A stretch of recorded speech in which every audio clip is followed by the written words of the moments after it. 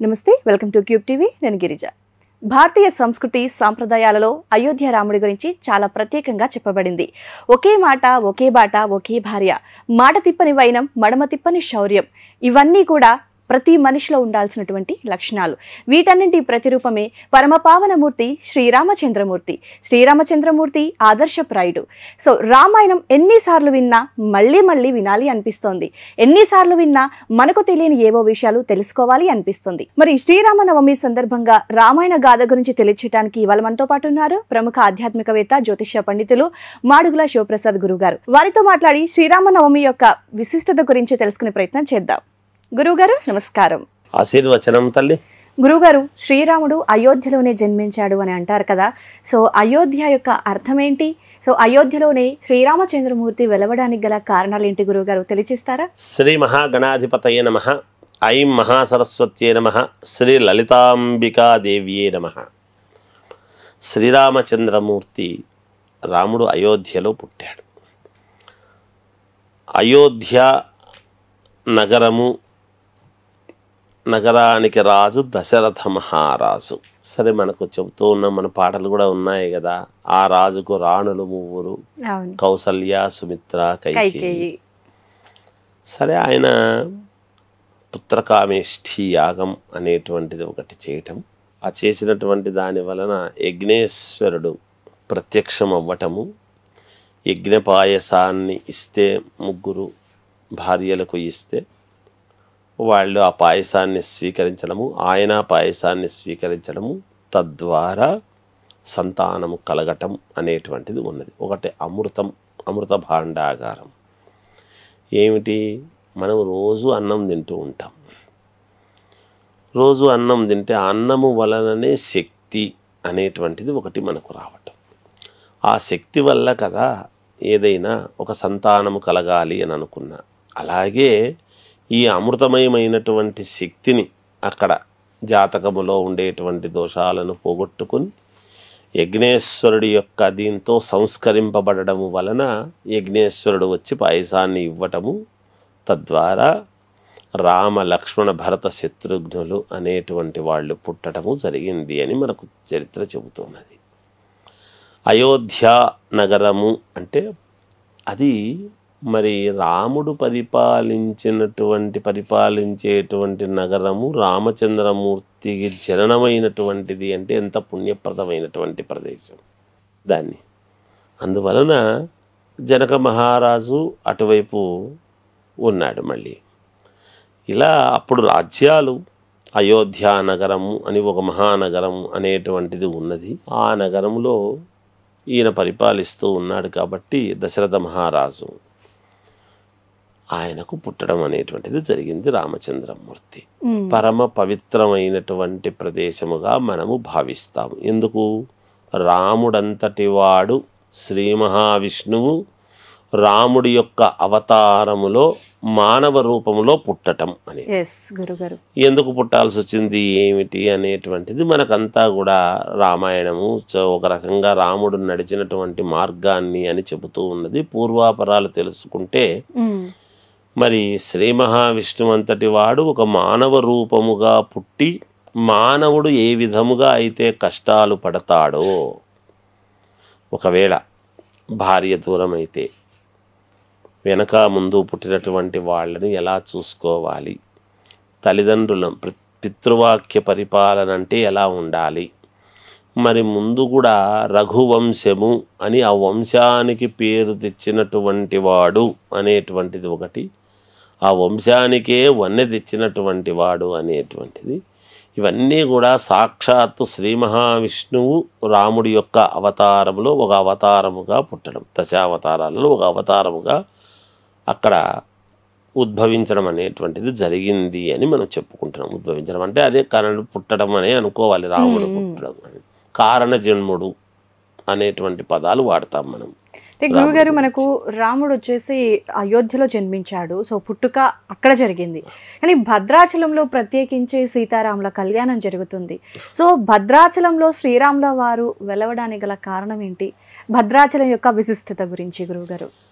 ఎందుకు భద్రాచలంలో మనము భద్రాద్రి రాముడు అనేటువంటి పేరుతో మనం చేసుకుంటున్నాము అన్నప్పుడు భద్రాచలము అని అంటున్నాం. మనము అచలము అంటే అది చలనము లేనిది అని దాని యొక్క అర్థం. ఆ భద్రాద్రి అనేటువంటి కొండ చలనము లేనిది, అక్కడ ఇది ఉంది అనేటువంటిది ఒకటి మాట తీసుకుంటే ఒకటి. రెండవది, ఎప్పుడైతే పితృవాక్య పరిపాలన అనేటువంటిది పెట్టుకుని మరి రాముణ్ణి నువ్వు అడవులకు వెళ్ళాలి అనేటువంటి ఒక మాట వచ్చినప్పుడు దశరథ మహారాజు చెప్పాడు అని అంటే సరే అని నమస్కారం చేసుకుని బయలుదేరినారు వాళ్ళు. ఏది కాసేపట్లో పట్టాభిషిక్తుడు అవుతాడు, యువరాజు కాబోతున్నాడు రాముడు అని ఆ పట్టణం అయోధ్య నగరం అంతా కూడా సర్వాంగ సుందరముగా తయారయ్యింది, శోభ అంతా కూడా. మనకు చరిత్రలు ఏం చెబుతున్నాయంటే ఎవరి ఇంట్లోనూ ఎక్కడ పొయ్యి వెలిగించేవాళ్ళు కాదట అప్పట్లో. అంటే రాజులు అలా మరి రాచరికంలో తినటము, అలా రాసులు రత్నాలు అన్నీ ఇవాళ మనం కూరగాయలు మార్కెట్లో కదా కూరగాయలు పోసి అమ్ముతుంటే ఎలా ఉంటాయో అలా రాసులు పోసి ఎవరికి ఎంత కావాలో అంత తీసుకుని వెళ్ళేవాళ్ళంట. ఎవరు డబ్బులు ఇచ్చేవాళ్ళు కాదు అక్కడ. ఆ రోజు ఆ నాణ్యాలు అవి ఇచ్చేవాళ్ళు కాదు. డబ్బులంటే ఈనాడు, ఆనాడు డబ్బులు ఉండేటివి కాదు కదా, నాణ్యాలు అవి ఉంటాయి ఆ రోజుల్లో. కాసులు నాణ్యాలు అవన్నీ ఇచ్చేవాళ్ళు కాదు. ఎవరికి ఏది కావాలనో అది సమృద్ధిగా తీసుకుని పోయి ఇది చేసుకునేవాళ్ళు, అవసరాలకు వాడుకొని చేసుకునేవాళ్ళు. అలా అంత ధర్మ పరిపాలన అనేటువంటిది ఉండింది ఆనాడు. అలా అన్నీ ఎవరి పాటికి వాళ్ళు చేసుకుంటూ వెళ్ళేటువంటి విధానము అంటే ఎంత గొప్ప విషయము. ఈనాడు మనం అన్ని ప్రతిదీ ఇలా చేస్తున్నాం. ఆ రోజు అంత సమృద్ధిగా. అందుకనే ఆ రోజు ప్రభుత్వాల మీద ప్రజలు ఆధారపడలేదు. ఆ రోజు ప్రజలు రాముల వారి కోసం సీతమ్మ వారిని బంగారు సీతను చెయ్యాలి అంటే ప్రతి వాళ్లకు కంకణాలు, కుండలాలు అన్నీ ఉండేటివి. అవన్నీ బంగారు తీసి ఇచ్చినారు.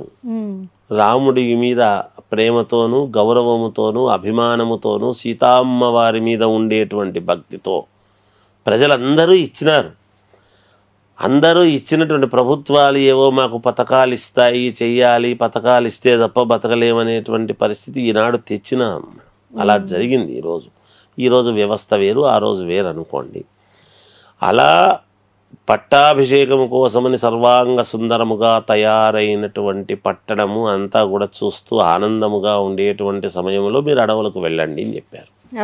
అంతే చిరునవ్వుతో అడవుల్లోకి రావటానికి అని అప్పుడు మనం ఈ దక్షిణం ఇదంతా కూడా దండకారణ్యము అని అంటాం.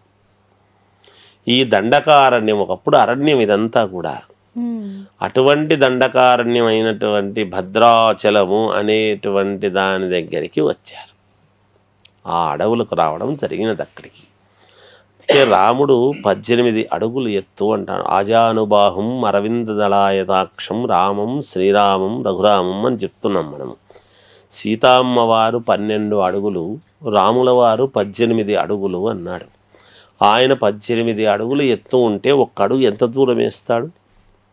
అలా అడుగులు వేసుకుంటూ అడుగులో అడుగు వేసుకుంటూ సీతమ్మ వారు రాముల వారి వెంట నడుచుకుంటూ ఆ వెనకాల లక్ష్మణుడు నడుస్తూ అలా అన్నతో పాటే నేను అనేటువంటి భావనతో అన్న అడుగు జాడలలో తమ్ముడు ఎలా నడవాలి అనేటువంటి ఇదితో మనకు చెబుతున్నాయి.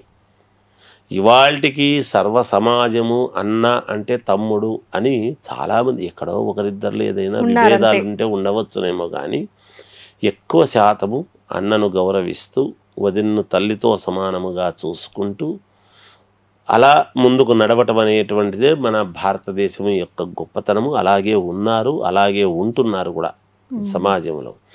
అలా భద్రాచలము రావటం అనేది జరిగినది. ఎక్కువ కాలము భద్రాచలములోనే వాళ్ళు అక్కడ ఉండటము వలన అక్కడ భద్రాచలములోనే మనం ఎక్కువగా చేసుకోవడం అనేది జరుగుతూ ఉన్నది. చాలా కాలం ఇక్కడే ఉన్నారు. ఇక్కడనే సీత అపహరించబడటం అనేటువంటిది జరిగినది.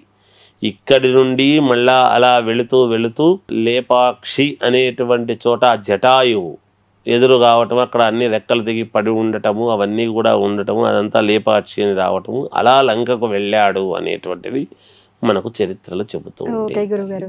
అయితే ఇక్కడ ఒకటి ఏంటి అని అంటే ప్రజెంట్ జనరేషన్లో అసలు తండ్రి మాట ఏదైనా చెప్తే క్వశ్చన్ చేస్తారు ఫస్ట్ ఆఫ్ ఆల్. బట్ మనకు అప్పుడు వచ్చేసి రాముడు అంటే మనకు ఒక పద్యం కూడా ఉంది, పుత్రోత్సాహంబు తండ్రికి పుత్రుడు జనించినప్పుడు పుట్టద గనులా గనుకొని పొగడగా నాడు పుత్రోత్సాహంబు పొందుర సుమతి అనేసి.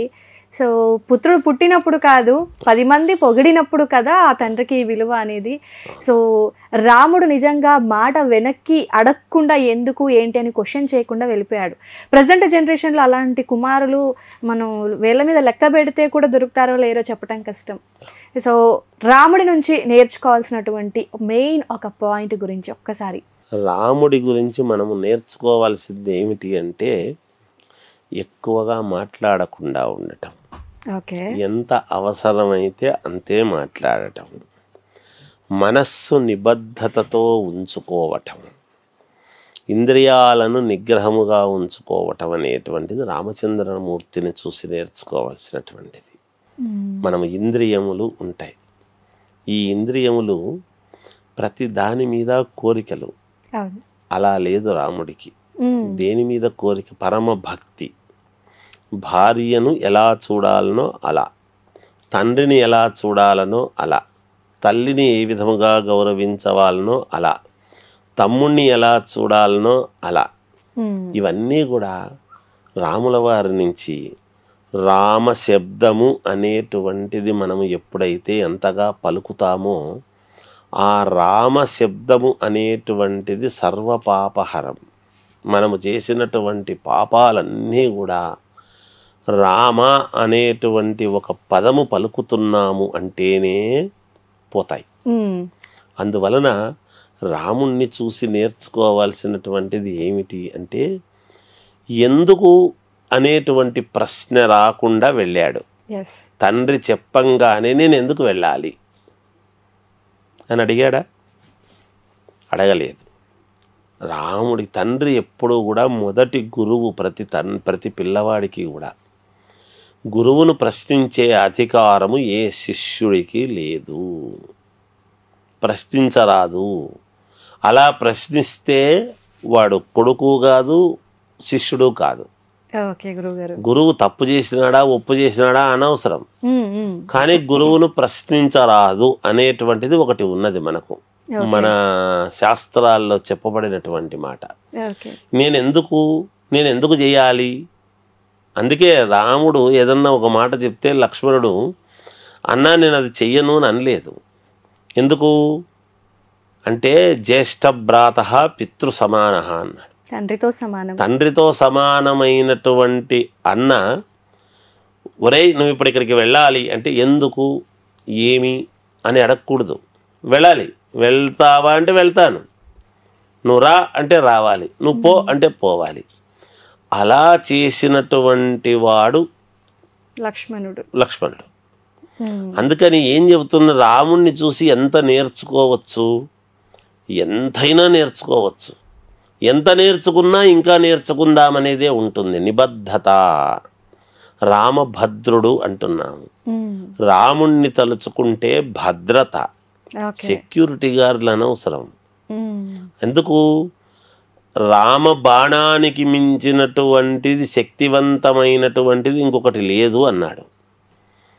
అటువంటి రాముడే స్వయముగా రామ బాణాన్ని వదిలితే రామ భక్తుడు అయినటువంటి ఆంజనేయ స్వామి రామ్ రామ్ రామ్ రామ్ అనేటువంటి పదము వాడుతూ రామనామాన్ని జపిస్తూ ఆ యొక్క బాణాన్ని తిరిగి వెళ్ళిపోయేట్టుగా చేసినాడు.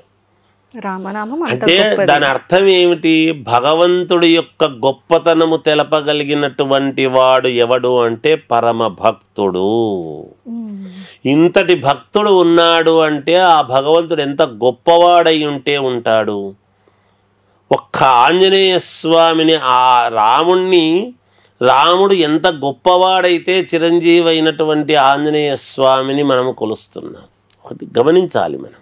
ఎంత పరమ గొప్పవాడైతే తప్ప, ఎంత భగవంతుడైతే తప్ప మరి ఆ భక్తుడి యొక్క దీన్ని మనం చూడగలుగుతాము.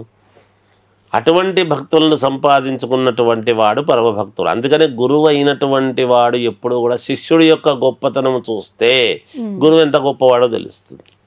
అందుకని శిష్యుడు ఉండాలి. శిష్యులు లేని గురువు గురువు కాదు అన్నాడు. ఏ శిష్యుడు లేకపోతే నువ్వేం గురువు?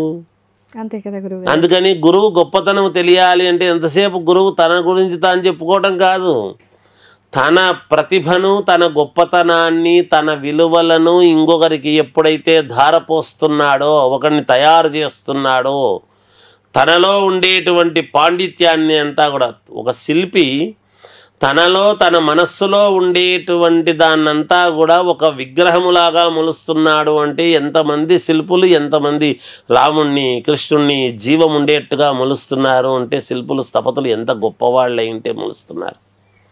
వాళ్ళల్లో ఉండేటువంటి ఎవరయ్యా ఈ శిల్పాన్ని తయారు చేసింది, ఇలా వచ్చి రామచంద్రుడు నిలబడినట్టుగా చేశాడే, ఇవాళ అయోధ్యానగరములో వెలిసినటువంటి బాలచంద్రుణ్ణి చూసి మనం సంతోషిస్తున్నాము అంటే ఆ శిల్పికి 2 చేతులు ఎత్తి మొక్కాల్సినటువంటి అవసరం ఉందా లేదా? ఖచ్చితంగా గురువు గారు. ఆ తయారు చేసినటువంటి శిల్పి ఎంత మహనీయుడు అంటే మరి ఆరాధ్య దైవమైనటువంటి రాముణ్ణి ఒక్కసారిగా అక్కడ నిలబెట్టుకోగలిగినాము మళ్ళీ అయోధ్యలో అంటే ఆ శిల్పికి నిజంగా యావత్ ప్రజానీకం అంతా కూడా, ప్రజలందరూ కూడా అక్కడ రాముణ్ణి చూడడం కాదు గొప్ప, ఆ రాముణ్ణి మొలిచినటువంటి శిల్పిని మనము నిజంగా కూడా మనస్సులో గొప్పతనముగా అనుకోవాల్సినటువంటి అవసరము ఉందా లేదా అనేది ఒకసారి ఆలోచన చేయాల్సిన. ఖచ్చితంగా గురువు గారు. ఎందుకంటే బాలరాముడిని చూస్తే నిజంగా రాముడే చిన్నతనంలో ఇక్కడ వచ్చి చాలా చిలిపిగా నవ్వుతున్నంత అందంగా ఉంటాడు నిజంగా బాలరాముడు. అలా గురువు ఎప్పుడు కూడా ఒక శిష్యుణ్ణి తయారు చెయ్యాలి. ఒకడేమిటి 100 మంది, ఇవాళ ఇంతమందిని రామభక్తులను తయారు చేసిన అంటే రాముడు స్వయంగా తాను చేసినట్ట.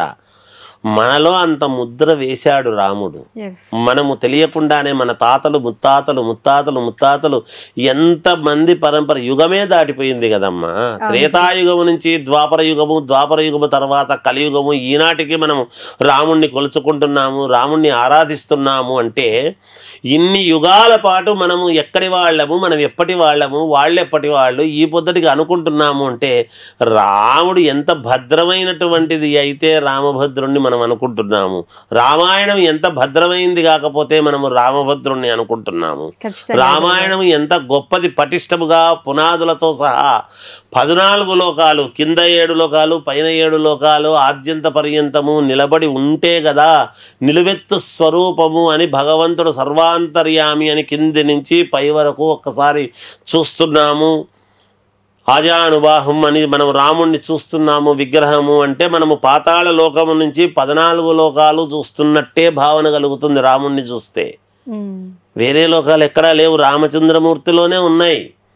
ఎంత భద్రత కావాల్సి అంటే ఎంత భద్రంగా ఉండకపోతే మనం ఈనాటికి మన తర్వాత ఉంటాము, మన తర్వాత వాళ్ళు చేస్తారు, ఆ తర్వాత వాళ్ళు ఆరాధిస్తారు, ఎలాంటి ఇబ్బంది లేదు. అందువలన అమ్మ ఇక్కడ గురువు అనేటువంటి వాడు ఎప్పుడూ కూడా శిష్యుల వలన తన యొక్క ప్రతిభను, పాండిత్యాన్ని నలుగురికి పంచే కొద్దీ, నలుగురిని తయారు చేసే కొద్దీ దశ దిశలా వ్యాప్తమై మేలు జరిగేదానికి అవకాశాలు. ఓకే గురుగారు. అయితే చాలా మంది రామకోటి రాస్తూ ఉంటారు కదా గురువుగారు. మామూలుగా శ్రీరామ అని పదాన్ని పలికితే చాలు అంటారు, అలాంటిది రామకోటి రాస్తూ ఉంటారు. సో ఆ రామకోటి రాయటం వల్ల ఎలాంటి ఫలితంని మనం పొందే అవకాశం ఉంటుంది అంటారు? కొన్ని కోట్ల జన్మల పుణ్య ఫలం దాని యొక్క అర్థం. రామకోటి అని మనము కోటి అనుకుంటున్నాము, రామకోటి అని. రామకోటి రాస్తున్నామంటే శ్రీరామ శ్రీరామ శ్రీరామ శ్రీరామ అని పుస్తకాలు రామకోటి రాయటం అన్ని ఎన్నో కోట్ల జన్మల పుణ్య ఫలం ఉంటేనే రామకోటి అనేటువంటిది రాయగలుగుతాం. అలా రాసిన దాని వలన ఏమవుతుంది అంటే మనం ఏం చెప్తున్నాము, పుష్పం పత్రం ఫలంతో ఎం అని చెప్తున్నాము. ఒక పద్యము చెప్పినా భగవంతుడు సంతోషిస్తాడు మన దగ్గర ఏమీ లేనప్పుడు, మనము నిస్సహాయులమైనప్పుడు. ఇప్పుడు చేయగలిగినటువంటి సమయంలో మనం చేస్తాం, భగవంతుడిని అర్చిస్తాం. అర్చన ద్వారానో అభిషేకము ద్వారానో టెంకాయ కొట్టో అక్కడ ఆకు ఒక పత్రము పెట్టో తమలపాకు పెట్టో చేసుకుంటాం. 2 చేతులు పని చేయక మంచం మీద ఉండేటువంటి వాళ్ళు ఏం చేస్తారు, చేతకాకుండా ఉండేటువంటి వాళ్ళు అంటే శ్రీరామ అనేటువంటి పదాన్ని పలుకుతారు. అలా పలకడం వలన వచ్చేటువంటి పుణ్యప్రదమైనటువంటిది ఏమిటి అంటే జన్మ జన్మల పుణ్య ఫలం వాళ్ళు చేయగలిగినటువంటిది. పలికిన మాత్రాన్నే, అలా స్మరణ మాత్రేనా. అందుకే తోయం అన్నాడు ఒక శ్లోకమైన. రామ శబ్దాన్ని పలికితే చాలు, శ్రీరామ అంటే ఖచ్చితముగా మనకు జన్మ జన్మల పుణ్య ఫలం అనేటువంటిది చెబుతూ ఉన్నది శాస్త్రం. ఓకే గురుగారు, అయితే మనం సాధారణంగా తిథులు చూసుకున్నప్పుడు అందులో కొన్ని తిథుల్ని మంచి రోజులుగా, కొన్ని తిథుల్ని చెడ్డవిగా భావిస్తూ ఉంటాం కదా. సో అందులో నవమి అనేది మనం శుభసూచకంగా వాడుకోం. కానీ మనకు శ్రీరాముల వారికి వచ్చేసరికి నవమి నాడు కళ్యాణం జరిగింది. సో ఆ నవమి తిథిన కళ్యాణం జరిగింది కాబట్టే 14 ఏళ్ల అరణ్యవాసానికి గల కారణంగా మారింది అనుకోవచ్చా? ఆ రోజటి ఆ తిథి వలన ఇలాంటి పరిస్థితులు, గడ్డు పరిస్థితులు ఎదుర్కొన్నారు రాముల వారు అని అనుకోవచ్చు అంటారా? అంటే అమ్మ, శ్రీరామచంద్రమూర్తి నవమి నాడు, చైత్ర శుద్ధ నవమి తర్వాత కర్కాటక లగ్నమందు మిట్ట మధ్యాహ్నము పుట్టాడు అని మనం చెప్పుకుంటున్నాం. కర్కాటక లగ్నము అంటే చంద్రుడికి సంబంధించినటువంటి ఒక ఇది. అందుకని రామచంద్రమూర్తి అనేటువంటిది. ఇక్కడ నవమి నాడు పుట్టాడు. శ్రీకృష్ణుడు అష్టమి నాడు పుట్టాడు, రాముడు నవమి నాడు పుట్టాడు. అంటే నవమి నాడు మనము వాడుక భాష ఏమి అంటే శాస్త్రంలో ఉన్నది కాదు, కానీ వాడుకలో పెద్దలు చెప్పేటువంటిది ఏమిటంటే అష్టమి నవములు కష్టదినములు అని. ఎందుకు ఆ మాట వచ్చింది అంటే పెద్దవాళ్ళు ఊరికే చెప్పరు ఎప్పుడు కూడా. అంటే కృష్ణుడు అష్టమి నాడు పుట్టాడు, నవమి నాడు రాముడు పుట్టాడు. కృష్ణుడు కూడా చిన్నతనములో అందరూ పుడుతూ ఉంటే చంపేస్తూ ఉండేటువంటి దాని వలన ఇక్కడ ఒక చోటు నుంచి ఇంకొక చోటికి వెళ్ళి కష్టాలు పడి చిన్నతనంలో ఏవో అవి ఇవి చేసుకుని ఆయన పైకి ఎక్కి రావాల్సినటువంటి అవసరం వచ్చింది, ఏర్పడింది. అంటే నిలబెట్టుకోవడం, ధర్మము నిలబెట్టుకోవాలి అనేటువంటిది వచ్చినప్పుడు ధర్మం ఉండేటువంటి చోటనే కష్టం ఉంటుందమ్మా. కష్టము లేకుండా అతి సులభముగా ధర్మం ఉండదు ఎప్పుడు కూడా. మరి రాముడు కూడా ఎంతో నిబద్ధతతో ధర్మమూర్తి కాబట్టి నవమి నాడు పుట్టాడు కాబట్టి, నవమి నాడు పుట్టినాడు కాబట్టి కష్టాలు పడినాడు, చేసినాడు అనేటువంటిది ఒక రకంగా అది కూడా వాస్తవమే లేకుండా పోలేదు. నవమి అనేది పుట్టినాడు, అలాంటి సమయంలో పుట్టాడు కాబట్టి, కష్టాలు పడినాడు కాబట్టే, కష్టాల విలువ తెలుసు కాబట్టే మళ్ళీ దేవుడైనాడు కూడా ఆయన. దేవుడు ఎందుకు అవుతాడు? ఏ కష్టము లేకపోతే దేవుడు దేవుడుగానే ఉంటాడు. కానీ మనకు కూడా అందుకే కదా ఇప్పుడు కష్టపడి పైకెక్కొచ్చి గొప్పవాడు అయినాడు అంటే వాడికి తెలుస్తుంది ఆ కష్టపడినటువంటి దాని యొక్క విలువ ఏమిటి అని. ఒక లాటరీ తగిలితే వచ్చేటువంటి వాడికి విలువ తెలియదు. నాకు అదృష్టం కొద్దీ వచ్చింది అని అనుకుంటాడు, కానీ దాని విలువ తెలిస్తే, కష్టపడి సంపాదిస్తే వచ్చేటువంటి దాని విలువకు, ఉపరాగా వస్తే వచ్చేటువంటి దాని విలువకు చాలా తేడా ఉంటుంది. ఖచ్చితంగా గురువుగారు. అందుకనే మన వాళ్ళు అష్టమి నవములు ఈ శ్రీకృష్ణుడిది మనకు ప్రామాణికం రెండు. మనకంటే ముందు ద్వాపరం, దానికంటే ముందు త్రేతాయుగం. ఇలా ఉంది కాబట్టి అష్టమి నవములు కష్టదినములు అని అష్టమి నాడు నవమి నాడు మనం ఏం పనులు పెట్టుకోం. దశమి గాని చూస్తాం, శుభకార్యాలు చేస్తాం. నవమి అయినా కూడా మళ్ళా వివాహాలు అవి చూస్తూ ఉంటాం. కొంతమంది నవమి నాడు చేస్తారు కళ్యాణాలు, మంచిదే. నవమి అంటే ఆ తిథి, ఇప్పుడు తిథి మీరందాక అన్నారు తిథి అని. మనం పంచాంగం చెప్పుకున్నప్పుడు తిథేశ్చ శ్రేమాప్నోతి వారాద్ ఆయుష్యవర్ధనం నక్షత్రాత్ హరతే పాపం యోగాద్రోగ నివారణం చెప్పినాడు మనకు. తిథి వార నక్షత్ర యోగ కరణములోని మనం చెప్పుకుంటున్నాం పంచాంగము అంటే. అలా వాళ్లకు కలిసి వచ్చింది నవమి అయినా, ఆ దంపతులకు యోగవంతమైంది, ఆ రోజు నక్షత్రం కలిసి వచ్చింది అని చూసుకున్నప్పుడు ఒకసారి సరేలేని పెడతారు. కొన్ని సందర్భాలలో అక్కడ మనకు లగ్న కుండలి అది మంచిది అని అన్నప్పుడు పెడుతూ ఉంటారు. దానికి ఏదో చిన్న చిన్న పరిహారాలు ఉంటాయి, చేసి పెట్టుకోవచ్చును. కాకపోతే ఎక్కువ శాతము అష్టమి నవమి నాడు కాకుండా దశమి గాని ఇలా పెట్టుకోవడం మనకు ఆనవాయితీ చేసుకుంటాం. అయితే గురుగారు, మరి శ్రీరాముల వారి కళ్యాణం మిట్ట మధ్యాహ్నమే జరగాలి అనేది ఎందుకు అలా వచ్చిందంటారు గురువుగారు? అంటే భగవంతుడు లోక కళ్యాణార్థమై పుట్టినటువంటి వాడు కదమ్మా. అందువలన జన్మదినాన్ని పురస్కరించుకొని కళ్యాణం కూడా అప్పుడే చేసుకోవటం అనేది మనం చేసుకుంటూ ఉన్నాం. ఇక్కడ మనం నిజానికి ఆ సమయం అప్పుడు కాదు కళ్యాణం చేసుకోవాల్సింది, కానీ అది ఆనవాయితీగా భద్రాచలంలో ఏమిటి అంటే భగవంతుడు పుట్టాడు అని అనంగానే అబ్బా దేవుడు పుట్టాడు అని అంటే ఏముంటుంది, నిత్య కళ్యాణం పచ్చతోరణమే కదా. ఆ ఇదితో మనము భద్రాద్రి రాముడి యొక్క కళ్యాణము అనేటువంటిది మొదటి నుంచి కూడా ఆనవాయితీగా చేస్తూ వస్తూ ఉన్నారు. ఎన్నో ఏళ్ల నుంచి జరుగుతూ ఉన్నది. ఆ రోజు అభిజిల్ లగ్నములో తలంబ్రాలు పోసుకోవటం అనేటువంటిది సీతామ్మవారికి రాముల వారికి అనేటువంటి దీంతో చేసుకోవాలని చేస్తూ ఉన్నారు. అంతేగాని అది ఏమీ మొదటి నుంచి వచ్చేటువంటి ఆనవాయితీ కదమ్మా. ఓకే గురుగారు. అయితే స్వామివారి అక్షితలు అంటే కళ్యాణంలో సమర్పించినటువంటి అక్షితలని తీసుకొచ్చుకొని ఎవరైతే వధూవరులు కొత్తగా పెళ్లి చేసుకోబోతున్నారో వాళ్ళ అక్షితల్లో కలుపుకోవాలి అని అంటారు. అది శుభప్రదం అని కూడా అంటారు గురుగారు. సో అందులో ఎంతవరకు నిజం ఉందంటారు? అక్షతలు అంటే మామూలుగా క్షతము కానిది అని అర్థం. క్షతము కానిది అంటే ఏమిటి అంటే ఆ అక్షతలు తలంబ్రాలు పోసుకునేటువంటి ఇదిలో ఉండేటువంటివి పూర్ణముగా బియ్యమే ఉండాలి, నూకలుగా ఉండేటువంటివి అలా విరిగిపోయినవి ఉండరాదు అని ఉన్నది శాస్త్రంలో. అవి అందుకనే క్షతము కానివి అంటే ఇక్కడ విరిగిపోనివి చేయనివి అక్షతలు. అక్షతలు అంటే క్షతము కానివి అని దాని అర్థం. అక్షతారోపణ అంటాం తలంబ్రాలకు. తలంబ్రాలు అంటే తల మీద పోసుకోవడం, బ్రాలు అంటే బియ్యము అని అర్థం. తలంబ్రాలు తల మీద పోసుకునేటువంటి బియ్యమును తలంబ్రాలు అని చెప్పుకుంటున్నాం. అలా రాముల వారి కళ్యాణానికి సీతామ్మవారికి రామచంద్రమూర్తికి జరిగినటువంటి కళ్యాణ మహోత్సవంలో చేసినటువంటి అక్షతలను తీసుకొని వచ్చి శిరస్సు మీద ఎవరు వేసుకున్నా వీళ్ళకు కూడా శీఘ్రముగా కళ్యాణము జరుగుతుంది. రామచంద్రమూర్తి యొక్క అనుగ్రహము, అమ్మవారి యొక్క అనుగ్రహము కలుగుతుంది అనేటువంటి భావనతో మనము తీసుకొని వచ్చి అందరూ కూడా తల మీద వేసుకొని, లేదు ఇంకా మంచి జరగడానికి వివాహమే కానక్కర్లేదు, వివాహం అయిన వాళ్ళు కూడా వేసుకోవచ్చు. వివాహమైన వాళ్ళు దేనికి అంటే మనకు సంతోషంగా బాగుండడానికి. ఆ రాముల వారు అరణ్యానికి పోయినాడు కదా, ఏం బాగున్నాడు అంటే దేనికి పోయినాడు, పోయినా ఎలా ఉన్నాడు, అటువంటి కష్టాలు వచ్చినా ఇద్దరు ఎలా నిలదొక్కున్నారు, భార్యాభర్తల యొక్క అన్యోన్యత ఎలా ఉన్నది అంటే రాముడిని నేను నిన్నేదో చేసుకుంటే నువ్వు రాజు అవుతావు, యువరాజు కదా, నువ్వు రాజు అవుతావు, నేను రాణిని కావచ్చు అని నేను నిన్ను చేసుకున్నాను కానీ అడవులు పిలిచబోతావని చేసుకోలేదని వాళ్ళు ఏనాడు అనుకోలేదు. మనసులో కూడా ఆ ఊహ కూడా రాలేదు వాళ్ళు. ఈ రోజుల్లో అట్లా అవుతుందా? కష్టం గురువు. అట్లా ఉంటారా ఆడవాళ్ళు? ఏదో ఆయన బయటికి పోదామన్నాడు, సినిమా పిలిచబోతాడేమో అని రెడీ అయ్యి ఒకవేళ కుదరలేదు అనగానే ఆ వేసుకున్న డ్రెస్ తీసేటప్పటికి ఓ తిట్లు, అంత మాత్రానికి ఎందుకు చెప్పవాలా తొందరగా రానప్పుడు అని ఏదో ఒకటి అనుకోకుండా ఉండము.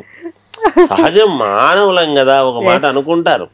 అట్లా ఏమాత్రము రాకుండా ఆ కష్టాలు ఇవన్నీ ఎందుకు చెప్పినారు అంటే రాముడే కష్టపడినాడు అని కాదు. రాముడు కూడా మానవ అవతారము ఎత్తి రాబోయేటువంటి రోజులలో మానవులు ఎలా ఉండాలో మీరు ఇలా నడుచుకోవాల్సి ఉంటుంది భవిష్యత్తులో అనేటువంటిది భగవంతుడు మానవ రూపము దాల్చి అమ్మవారు స్వామివారు మనకు చెప్పారు అనేటువంటిది. మనము ఏది తీసుకోవాలనో దాన్ని తీసుకోవడం లేదు, ఏది తీసుకోకూడదో అది పాటిస్తున్నాం.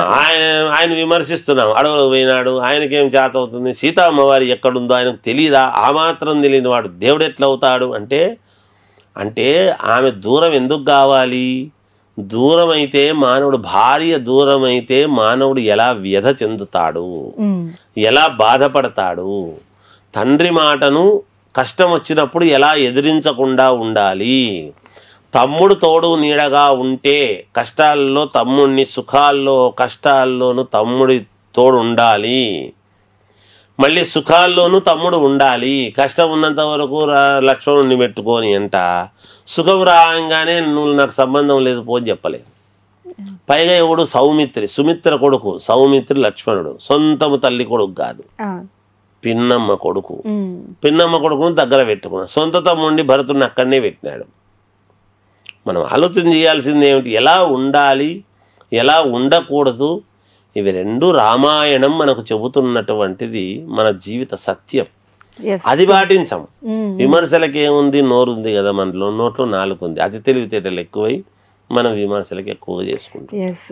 గురుగారు, మనకు రాముడి అవతారం జన్మ రావణ సంహారం కోసమేనా, లేదంటే అంటే మానవ అవతారం ఎత్తి ఇలా అంటే రాముడిలాగా పద్ధతులు కానీ, లేదంటే ఏ విధంగా ఉండాలి, ఒక భర్తగా, ఒక కొడుకుగా, ఒక అన్నగా ఎలా ఉండాలో ప్రజలకు తెలియచేయడం కోసమేనా ఈ అవతారం యొక్క ఉద్దేశం? రాముడి యొక్క అవతారము అనేటువంటిది ఒక చరిత్ర. ఎలా ఉండాలి, ఎలా ఉండకూడదు, దుష్ట శిక్షణ ఎలా ఉంటే ఏమి జరుగుతుంది, సర్వశాస్త్ర పారంగతుడైనటువంటి రావణాసురుడు ఏది చేయకూడదో, ఏది ఆశించకూడదో అది ఆశిస్తే మరి ఎటువంటి పరిణామాలు చెందుతాయి, ఎటువంటి ఇబ్బందులు కలుగుతాయి. వాడు ఎంత గొప్పవాడన్నా కానీ, సాక్షాత్ పరమేశ్వరుని యొక్క అనుగ్రహం పొందినటువంటి వాడు రావణాసురుడు కదా. ఆత్మలింగాన్ని సైతం పొందినటువంటి వాడు రావణాసురుడు. అవును. మరి అటువంటి వాడు నిత్య శివపూజా దురంధరుడు. ఏ ఇబ్బంది వచ్చినా శివపూజ వదిలిపెట్టాడు, సంధ్యావందనం వదిలిపెట్టని వాడు. నా గాయత్ర్యా పరం మంత్రం నమాతు పరదైవతం అనేటువంటి మాట బాగా తెలిసినటువంటి వాడు, అన్ని పురాణాలు తెలిసినటువంటి వాడు, నిబద్ధత. ఇన్ని తెలిసిన వాడు తప్పు చేయడం ఏమిటి అంటే దుర్బుద్ధి. అంటే బుద్ధి కర్మానుసారుడి. బుద్ధి ఒక్కటి సక్రమముగా లేనటువంటి దాని వలన కదా నీ పాండిత్యం ఎందుకు పనికి రాకుండా పోయిందని చెప్తున్నాం మనం. అటువంటిది అదే నిబద్ధతతో బుద్ధి సక్రమముగా ఉన్నటువంటి వాడు రామచంద్రమూర్తి. అటువంటి రామచంద్రమూర్తి మరి సాక్షాత్ భగవత్ స్వరూపుడే దిగి రావాల్సినటువంటి ఆవశ్యకత ఏర్పడింది కాబట్టి వచ్చి మీరన్నట్టుగా ఎలా ఉండాలి, ఏమిటి, ఎలా ఉండకూడదు అనేటువంటివి రెండు ప్రామాణికముగా ప్రజలకు చెప్పాడు. అలా చెప్పి అంతర్ధానం కావడం అనేటువంటిది జరిగినది. అదే రామాయణం యొక్క గొప్పతనము. ఓకే గురుగారు, శ్రీరామనవమి రోజున స్వాముల వారి పూజా విధానం ఎలా చేయాలి, అండ్ నవమి రోజున చేయాల్సిన పనులేంటి, చేయకూడని పనులేంటి గురుగారు? అమ్మ, శ్రీరామనవమి రోజున మన ఇంట్లో ఒకవేళ చేసుకుంటున్నాము అంటే దేవాలయాలకు వెళతాము. మామూలుగా అక్కడ కళ్యాణం చూస్తాము. భద్రాచలమే అందరూ వెళ్తారు. వెళ్ళలేనటువంటి వాళ్ళు ఏమిటి పరిస్థితి? ఇక్కడ దేవాలయానికి పోలేదు, మన ఇంట్లో కూడా చేసుకోవాలి కాబట్టి ఇల్లు వాకిలి ముందు శుభ్రంగా అలుక్కుంటాం. ఈ రోజుల్లో అందరూ చేసుకుంటారు. రాముల వారి పటము పసుపు నీళ్లతో శుద్ధి చేసి శ్రీరామనవమి రోజు తలస్నానం చేసి ఇంట్లో దేవుడి గది ఉంటే పూర్తిగా శుభ్రం చేసుకొని, రాముల వారి పటము ఉంటే, ఒకవేళ విగ్రహాలు ఉంటే అభిషేకం చేసుకుంటాము. పటం ఉంటే పసుపు నీళ్లతో శుద్ధి చేసి గంధము పెట్టి కుంకుమ పెట్టుకొనేసి పూలమాల ఒకటి రాముల వారి యొక్క ఇది వేసి వీలైతే సుందరకాండ పారాయణం చేసుకోవటము. ఒకవేళ సుందరకాండ పారాయణం ఆ రోజు పొద్దున్నుంచి సాయంత్రం చేయలేము కాబట్టి 68 సర్గలు చేయలేము కాబట్టి సుందరకాండ పారాయణం రామచంద్రమూర్తికి సంబంధించినటువంటిది. శ్రీరామ రామ రామేతి రమే రామే మనోరమే సహస్రనామ తత్తుల్యం రామనామ వరాననే అనేది ఒక ఇది చేస్తున్నాము అంటే అది 100 సార్లు 1000 సార్లు విష్ణు సహస్రనామ పారాయణము చేసినంత కద్దు అన్నాడు ఒకసారి ఇది చదివితే. అటువంటిది రాముడి గురించి ఏదైనా చదువుకోవటము చేసి కాస్త పెసరపప్పు పానకము అనేటువంటిది అక్కడ నివేదన. ఎందుకు ఇవి పెడుతున్నారు? పెసరపప్పు పానకము ఎందుకు పెట్టాల్సి వచ్చింది అంటే విపరీతమైనటువంటి ఎండల సమయము. ఈ ఎండల సమయంలో అందరూ కూడా తిని దేవుడి దగ్గరికి వెళ్ళటం అనేటువంటిది న్యాయము కాదు కాబట్టి ఇవి పెసరపప్పు అనేటువంటివి తీసుకున్నా, పానకం అనేటువంటిది తాగినా మనకు లోపల శరీరానికి ఒక దృఢత్వం అనేటువంటిది ఏర్పడుతుంది అనేటువంటి దాని వలన బెల్లముతో చేసినటువంటి మనము పానకాన్ని ఈ పెసరపప్పును నివేదనగా పెట్టి తీసుకోవటం అనేది జరుగుతూ ఉన్నది. అది తల్లి దాని యొక్క గొప్పతనం. అలా చేసుకోవాలి రాముల వారి యొక్క పూజ. ఓకే, సో ఆ రోజు ఖచ్చితంగా చేయకూడని పనులు ఏమైనా ఉన్నాయా గురువు గారు? ఆ రోజు పరుషంగా ఎవరిని తిట్టకూడదు. ఆ రోజనే కాదు, ఎవరైనా రోజు ఎవరైనా ఆ తర్వాత మరుసటి రోజు ఈ రోజు తిట్టకూడదు అన్నారు కాబట్టి గురుగారు మళ్ళీ మరుసటి రోజు నోటికి బుజ్జుకుంటాడు తిట్టడం అనేది కాదు అక్కడ కావాల్సింది. ఆ రోజు ఎవరి మీద కోపము కానీ ఉధృతి కానీ చూపించడం కానీ ఇలాంటివన్నీ లేకుండా ఏది మాట్లాడినా జై శ్రీరామ్, రామచంద్రమూర్తిని ఎంత ఎక్కువగా తలుచుకుంటే అంత మనకు మేలు జరుగుతుంది. గురువు గారు, మామూలుగానే రామకోటి రాసిన శ్రీరామ అని రాముని తలుచుకున్న మనకు ఇందాక మీరు అన్నారు కదా విష్ణు సహస్రనామం చదివినంతటి ఫలితం దక్కుతుంది అని. సో శ్రీరామ నవమి రోజున రాముల వారి జపం చేస్తే మనకు కలిగేటువంటి ఫలితం ఏంటి? కోట్ల కోట్ల పుణ్య ఫలం. రాముల వారి మీకు తెలియకుండానే మీరు ఎప్పుడైతే మనం ఆ శ్రీరామ శ్రీరామ అనేటువంటి జపం మనం చేస్తామో ఆంజనేయ స్వామి తెలియకుండానే వచ్చి అక్కడ కూర్చొని ఉంటాడు మన పక్కన. అది ఉన్నది. ఎందుకంటే ఆయన వాయుపుత్రుడు, గాలి రూపములో వచ్చి అక్కడ ఖచ్చితంగా కూర్చొని ఉంటాడు. ఒకేసారి 1000 మంది చేస్తున్నారు అనుకోండి, ఆ 1000 చోట్ల ఆంజనేయ స్వామి వచ్చి కూర్చుంటాడా అంటే 1,00,000 చోట్ల చేసినా కూర్చుంటాడు. ఇందుగలడందు లేడని సందేహము వలదు అని చెప్పింది. అందుకనే మనకు అన్ని చోట్ల ఉండేటువంటి వాడే భగవంతుడు అంటాం మనం. ఒకే చోట కనపడేటువంటి వాడిని భగవంతుడు అని ఎందుకంటాం? మామూలు మనిషి అంటాం. అన్ని చోట్ల కనపడగలుగుతున్నాడు అంటే ఆ ప్రతివాడికి దర్శనమిస్తున్నాడు, ప్రతివాడికి అక్కడ కలిగినటువంటి అనుభూతి వచ్చి కూర్చుంటున్నాడు అనేటువంటి అనుభూతి కలుగుతుంది అంటే అన్ని చోట్ల సర్వాంతర్యామి కనపడతాడు. కాబట్టి ఖచ్చితముగా అక్కడ ఆంజనేయ స్వామి వచ్చి మన ఇంట్లో కూర్చుంటాడు అనేటువంటిది మనకు తెలిసినటువంటి ఇది. మనకు శాస్త్రాలు చెబుతున్నాయి. సుందరకాండ పారాయణం చేస్తూ ఉన్నప్పుడు అలా ఒక కుర్జీ పక్కన వేసి కూర్చుంటూ మనము అక్కడ ఉత్త కుర్జీ ఒకటి వేసి పెట్టాము అంటే, ఒక ఆసనం వేసి పెట్టామంటే ఆ ఆసనంలో ఆంజనేయ స్వామి వచ్చి కూర్చుంటాడు. రామ శబ్దము ఎక్కడైతే వినపడుతుందో అక్కడ ఆంజనేయ స్వామి తప్పకుండా ఉంటాడు. అంత పరమ భక్తి ఆంజనేయ స్వామికి. రాముడు అంటే రాముడి గురించి ఆంజనేయ స్వామికి మించినటువంటి భక్తుడు ఇంకొకడు లేనే లేడు. అంతే దానికి. అందువలన శ్రీరామ శ్రీరామ అని చదువుకుంటే వచ్చే పుణ్యఫలం ఏమిటి? కోట్ల జన్మల పుణ్యఫలం వస్తుంది. మనం ఎప్పుడో గత జన్మలో ఏమేమి జన్మలు ఎత్తో ఇక్కడికి వచ్చాం. ఆ జన్మలన్నిటికీ కూడా దాటుకుని ఇక్కడికి వచ్చినందుకు గాను మనం ఇప్పుడు ఉండేటువంటి మనలో ఉన్న ఆత్మ పోయిన జన్మలో ఎక్కడుందో తెలియదు, అది ఇంకో జన్మలో ఎక్కడుందో తెలియదు, దానికంటే ముందు ఎక్కడుందో తెలియదు, దానికంటే ముందు ఎక్కడుందో తెలీదు. అవన్నీ కూడా దాటుకుని వచ్చినందుకు ఆ జన్మలన్నీ కూడా మళ్ళీ మనకు ఒక్కసారిగా పుణ్యానికి పోవడానికి మేలవుతుంది అనేటువంటిది. అవన్నీ అయిపోయే కదా వచ్చాము, ఇంకేముంటుంది అంటే ఉంటుంది.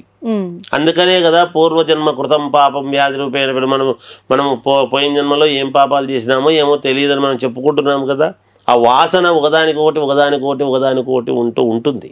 అలా ఉంటుంది కాబట్టి అందుకనే 7 జన్మల పుణ్యఫలం అని మనం చెప్పుకుంటాం. ఓకే గురుగారు, అయితే మామూలుగానే రామకోటి రాస్తే చాలా పుణ్య ఫలితం అని అన్నారు కదా.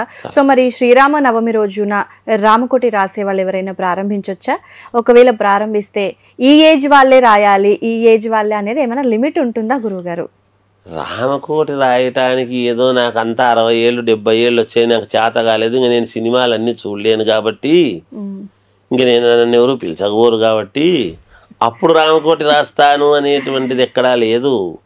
నన్ను అడిగితే చదువుకునేటువంటి పిల్లలలో ఓం మామూలుగా ఓ నమః శివాయ సిద్ధం నమః అని మనం ఎట్లయితే రాస్తున్నామో రామకోటి కూడా చదువుకునేటువంటి పాఠ్యాంశాలలో పిల్లలకు శ్రీరామ శ్రీరామ శ్రీరామ అనేటువంటిది ఎప్పుడైతే రాయించడం అనేటువంటిది మొదలు పెడతామో, రాముడి గురించి ముందు పాఠాలు అనేటువంటివి చిన్నపిల్లల్లో పుస్తకాల్లో రాముడి గురించి ఎప్పుడైతే చెబుతామో, యుక్త వయస్సు వచ్చిన తర్వాత ఆడపిల్లల మీద జరిగేటువంటి దారుణాలు తగ్గుతాయని నా భావన. ఇది ప్రభుత్వాలు ఆలోచన చేయాల్సినటువంటి విషయం.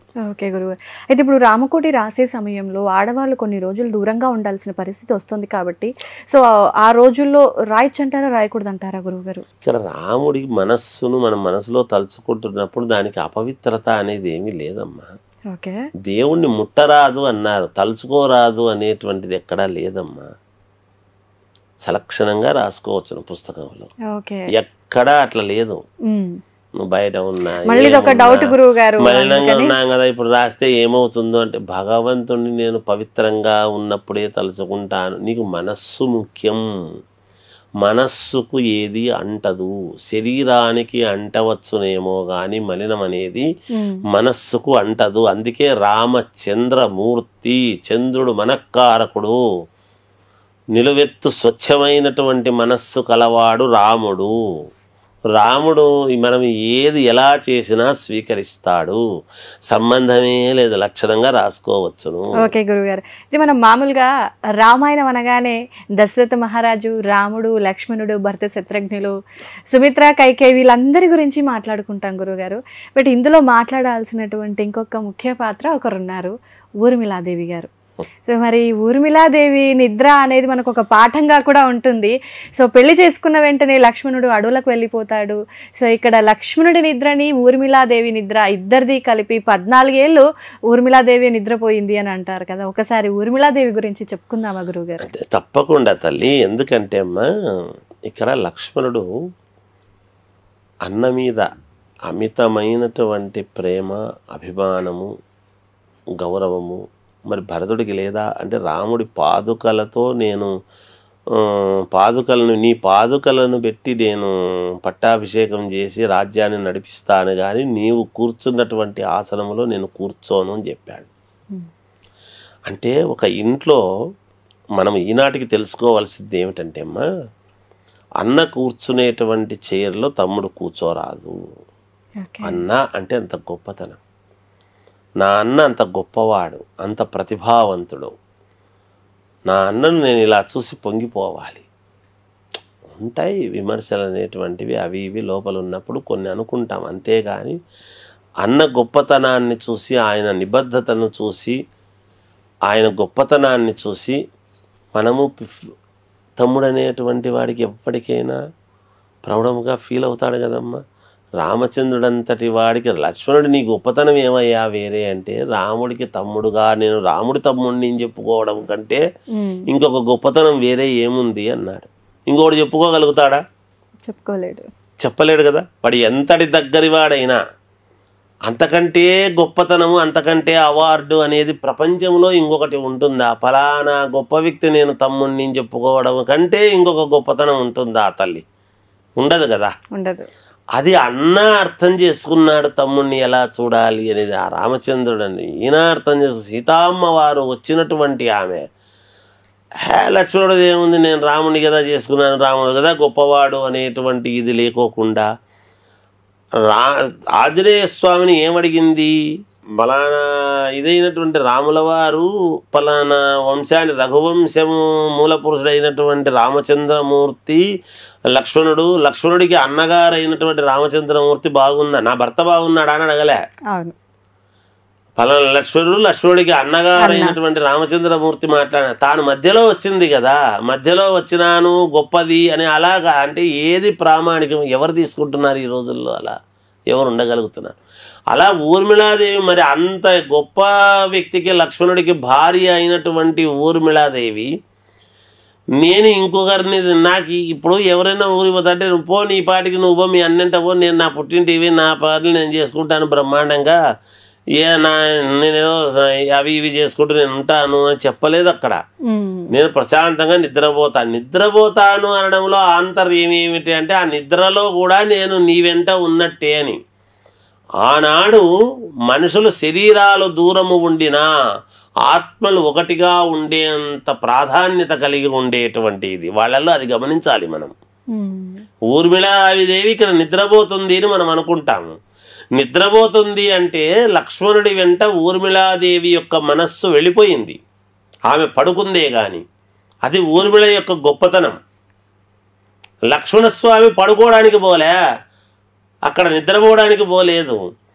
సీతామ్మవారు వాళ్ళు లోపల ఉంటే, రాముడు సీత వాళ్ళు ఉంటే వాళ్లకు తోడు కాపలాగా వెళ్ళాడు లక్ష్మణమూర్తి. వాళ్ళ యొక్క బాధ్యత నాది అని వెళ్ళాడు. వాళ్ళకి ఎటువంటి ఆపద రాకుండా నేను ఉండాలి, నా అన్నను నేను కాపాడుకోవాలి అని పోయినాడు. నా అన్న కష్టంలో ఉన్నప్పుడు నా అన్న కష్టము నాది అనుకొని వెళ్ళాడబ్బా లక్ష్మణస్వామి. నువ్వు లేనప్పుడు రాజ్యంలో నేనుండి ఏం చేస్తాను, నీ బాధ నాది, నీ కష్టము నాది అని వెళ్ళాడు లక్ష్మణస్వామి. ఊరికే వెళ్ళలేదు. అందువలన అన్న మీద అంత గౌరవము అంత ఇది ఉండేటువంటి వ్యక్తి కాబట్టి అందుకనే అన్నదమ్ములు అంటే వాళ్ళని మనం ప్రామాణికంగా చెప్పుకుంటున్నాం. ఎవరు మాట్లాడినా వాళ్ళు రామలక్ష్మణులు, వాళ్ళు రామలక్ష్మణులను ఎందుకంటున్నారు అంటే లక్ష్మణస్వామి అడవులకు నా అన్న, రామచంద్రమూర్తి సాక్షాత్తు అయోధ్య నగరానికి రాజు కుమారుడు తర్వాత రాజు కావాల్సినటువంటి అన్న అడవులకు పోతుంటే ఆ అన్న పోయినాళ్ళే మన పాటికి మనం తిందాం, మన పాటికి మనం ఉందాం, మనం రాజ్యం వెళ్దాం అనేటువంటిది కాదు. అక్కడ ఆ అన్న కష్టాల్లో ఉన్నప్పుడు ఆ కష్టము నాది, నన్ను దాటి నా అన్న దగ్గరికి కష్టం పోవాలి అని కాపలాగా ఉన్నాడు.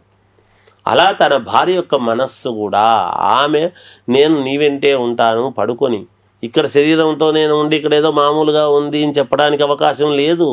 ఆమె ఇక్కడ నిద్రపోతుంది అంటే నిద్రలో మన మనస్సు మనకు కలలు వస్తాయి. ఎలా వస్తున్నాయి కలలు? నిద్రపోతే ఎక్కడెక్కడికో పోయినట్టు వస్తున్నాయి. ఆమె కలలో ఏం చేసింది అంటే లక్ష్మణస్వామి వెంటనే ఉన్నది అనేటువంటిది తెలుసు. ఆ విధముగా వాళ్ళు మనస్సుతో ఒకరికి ఒకరు, అందుకనే సీతామ్మవారు ఇలా చూస్తే రాముడికి అర్థమైంది. రాముడు ఇలా చూశాడు అంటే సీతామ్మవారికి రాముడికి ఏం కావాలనో తెచ్చిచ్చేది. మనం నోటితో అడిగితే 10 సార్లు మన వాళ్ళు పలకరు. మంచినీళ్ళు ఇమ్మన్నా ఎంతసేపు అయిందంటే అవునా నాకు వినపడలేదే అంటారు. ఇలా చూస్తే మంచినీళ్ళు అర్థం చేస్తుంది. అర్ధాంగి అనేటువంటి పదానికి 10 సార్లు అడిగితే అడిగినారా అక్కడే ఉన్నాయి ఫ్రిడ్జ్లో తీసుకోవచ్చు కదా అని ఇట్లాంటివి ఏవో ఉంటాయి. అలా ఎక్కడమ్మా, అందుకని అట్లా లేనంత మాత్రాన వీళ్ళందరినీ మనం తప్పుపట్టాలని కాదు. మనం ఏదో ఎంతసేపు చాలా రోజులు వేరు ఇప్పటి రోజులు వేరు కదా. అలా ఒకరి మనస్సు ఒకరు తెలిసి మీరు ఊర్మిళాదేవి గురించి అడిగితే ఊర్మిళ నిద్రపోతుంది, ఆమె నిద్రపోయింది అని మనం అనుకుంటున్నాం. ఆ నిద్రలో ఆమె యొక్క ఆత్మ లక్ష్మణుని వెంట వెళ్ళింది, ఆమె మనస్సు అనేటువంటిది గమనించాలి. అందుకనే ఆమె నిద్రపోతూ ఉంది అనేది మనం అనుకుంటాం. ఆమె ఏం చేసిందంటే ఊర్మిళాదేవి నిద్రపోతుంది అదొకటే అనుకుంటున్నాం. ఆ నిద్రలో తలుచుకుంది. అక్కడే లంకలో సీతామ్మవారు ఉంటే సీతామ్మవారి యొక్క మనస్సు రాముడి మీదనే ఉన్నది. రాముడు ఇక్కడ ఉండినా కూడా రాజ్యంలో సీతామ్మవారి ఎందే రాముడి యొక్క మనస్సు ఉన్నది అనేది మనకు చరిత్రలు చెబుతున్నది. ఓకే గురుగారు. సో రామాయణం నిజంగా ఎన్నిసార్లు విన్నా మళ్ళీ మళ్ళీ వినాలి అనిపిస్తుంది. మళ్ళీ ఏదో తెలియని ఒక క్వశ్చన్ అయితే మొదలవుతుంది గురుగారు. రాముడు అంటేనే అందరికీ ఆదర్శప్రాయుడు అనమాట. సో ఆదర్శప్రాయుడు నుంచి నేర్చుకోవాల్సిన విషయాలు అంశాలు 1 కాదు 2 కాదు చాలా ఉన్నాయి.